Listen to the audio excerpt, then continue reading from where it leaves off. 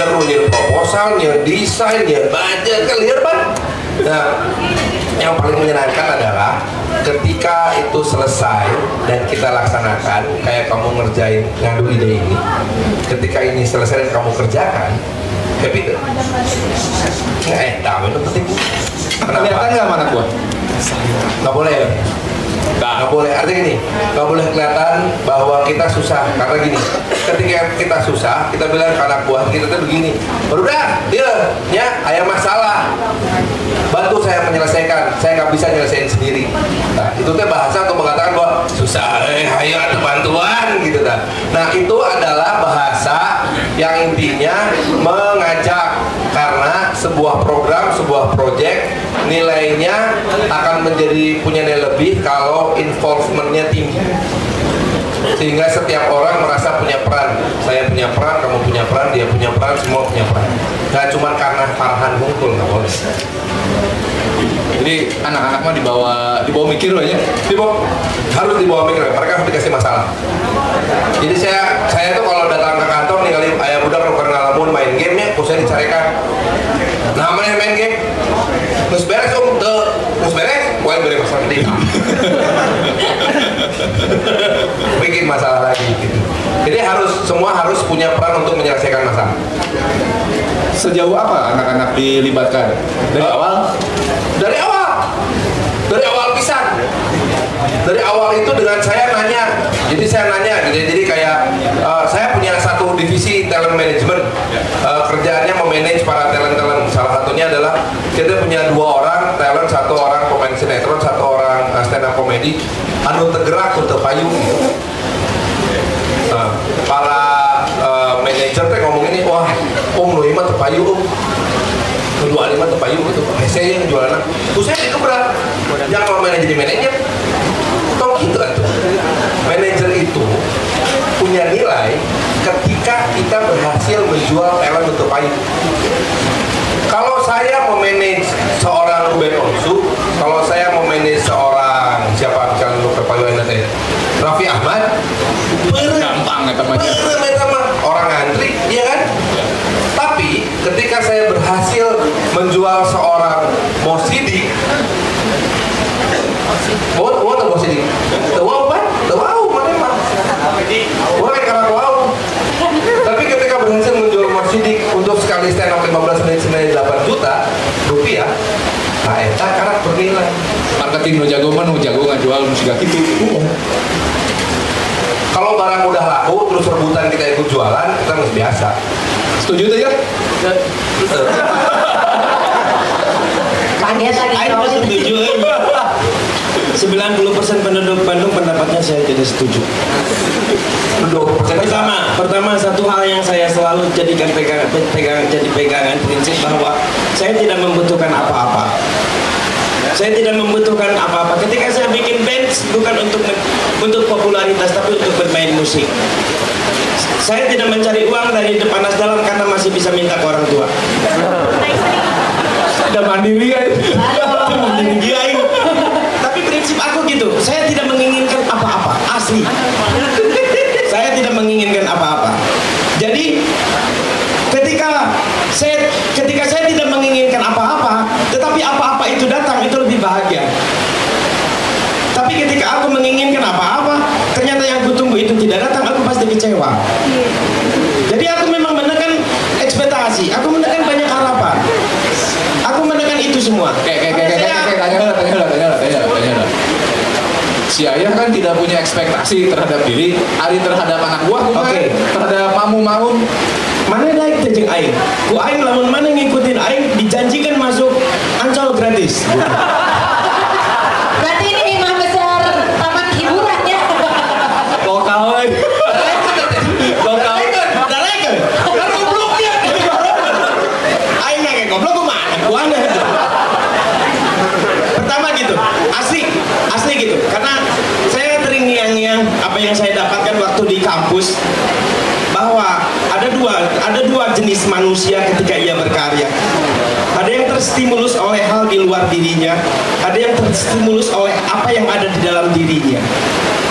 Barang siapa yang terstimulus oleh hal di luar dirinya, maka ia bekerja memang untuk mendapatkan apa yang ada di luar dirinya, harta, popularitas dan semuanya itu. Sehingga ketika itu tidak didapatnya, maka ia kecewa. Dan karena untuk mendapatkan itu, ia berusaha untuk ambisi. Biasanya ambisi itu yang membuatnya menjadi ribet. Saya bikin karya lagu di Panas Dalam. Ketika TV One, radio show datang ke tempat kami untuk Mas Pidi bisa mau masuk TV dong. Aku bilang enggak, kami pengen masuk surga. Karena enggak, Malaikat wae ditolak kok. buat kami ketika kami muncul di permukaan, maka orang tahu ketika kami tenggelam. Lebih baik aing cicing we dihandap, makanya nyaman aing tenggelam. Buat orang gitu, asli. Sampai aku tuh nggak tahu. Aku ngirim naskah, sampai nggak tahu ternyata buku terbit. Bahwa kemudian datang orang, Mas, saya suka lagu-lagu di depan Nas Dalam. Oh, yang hebat bukan kami, tapi kau. Kenapa? Anggaplah kami ini tidak cantik, tapi kau tetap mau. Bagi kami ketika ada pengamen yang menyanyikan lagu kami itu hebat sekali. Karena untuk mendapatkan lagu kami tentu susah karena tidak ada di TV. Tapi ketika orang menyanyikan lagu ST12, ia bisa mudah mendapatkannya.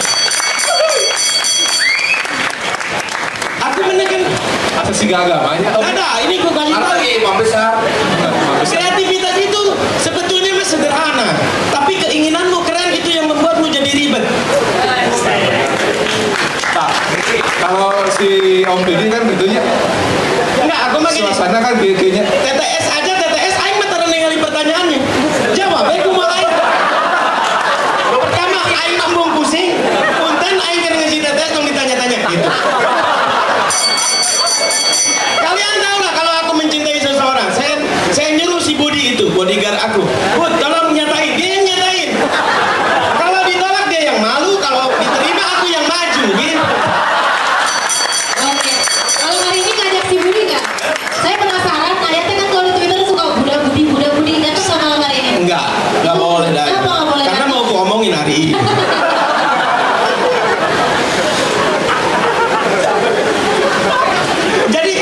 Jadi aku tuh gini, pesimis positif. Pesimis positif. Dari kalau ada perempuan cantik mampu nyatain cinta, aku sudah meyakinkan bahwa dia pasti nolak aku. Positifnya tetap aku nyatain. Ketika dia nolak, aku nggak kecewa karena sudah tahu.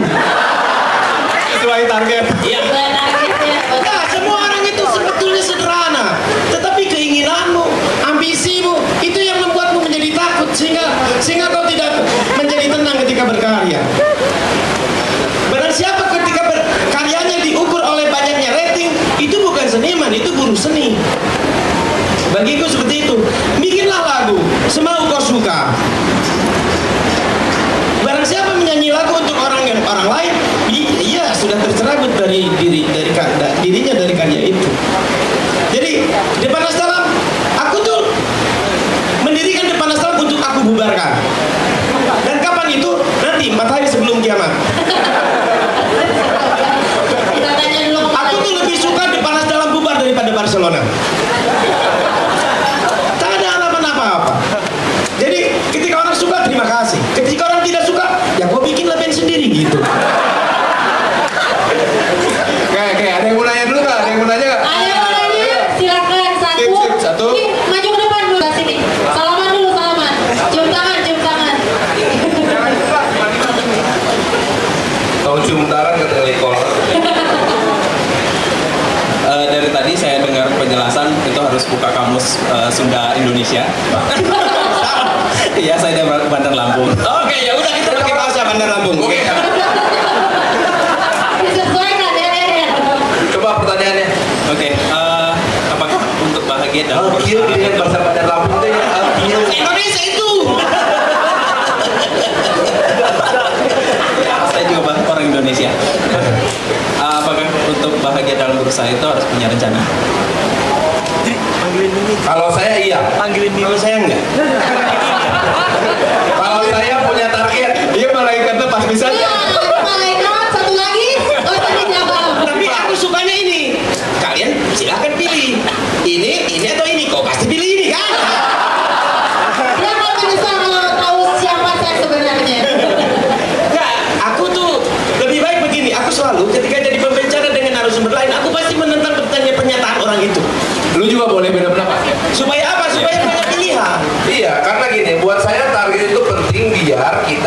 menyusun rencana. Rencana itu mesti ada parameter dan patokan. Nah, kemudian bikinlah patokan dan parameter yang masuk akal. Lalu setialah kepada rencana. Tong sok ditawar.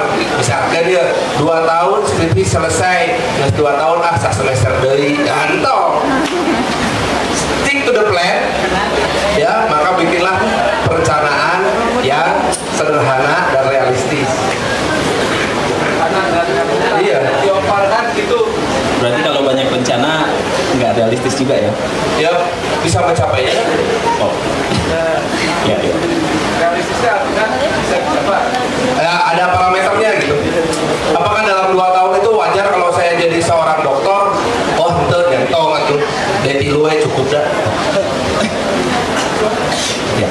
Ya gitu. Kalau aku tidak pernah punya rencana, sama sekali tidak pernah punya rencana. Karena buat saya bahkan nanti malam saya tidak tahu mau kemana. Saya biar bagaimanapun setiap kau pergi dari rumah, apapun yang kau lakukan di luar rumah tujuannya adalah kembali untuk tidur. Bagaimana tidurmu tentram atau tidurmu gelisah itu bergantung apa yang kau lakukan di luar rumahmu itu. Bagiku sangat simpel. Ketika aku malam ini, aku pernah berencana, aku duduk di komputer, kalau mau nulis aku tinggal nulis, kalau enggak saya enggak. Tapi uang saya lebih banyak dari band-band. Saya itu malu sama monyet. Pagi-pagi aku pusing, monyet tuh pagi-pagi sudah ada di kebun binatang, piknik terus. Jadi ada satu yang namanya Kang Parman gini, jangan sampai kalah sama ayam. Ayam itu tahu bagaimana caranya masuk ke dalam rumahku, yaitu menyamar dengan menjadi ayam goreng. atau seperti yang jual di sana menjadi ceker hayam, tak? Jadi itu yang jual ceker hayam. Nah, boleh dua. Tapi kalau aku asli tidak pernah merencanakan apa-apa. Saya tidak pernah merencanakan apa-apa. Tapi saya selalu fokus untuk berkarya gitu aja. Tidak pernah merencanakan apa-apa. Emang kau pikir buku-buku itu direncanakan? Enggak. Aku tuh pengen nulis. Aku datangi Mizani terbitin. Terus sudah itu terbit, ya sudah bestseller atau enggak? Apakah itu jadi ambisiku? Enggak. Mizan juga bilang 3.500 dulu ya, karena dia tidak percaya karena bahasa Indonesia pun tidak EYD. Aku bilang ke Mizan, aku ini Mizan. Mizan, si Mizan aku jelasin, aku bukan orang sempurna, nggak pantas menggunakan EYD kan? Iya.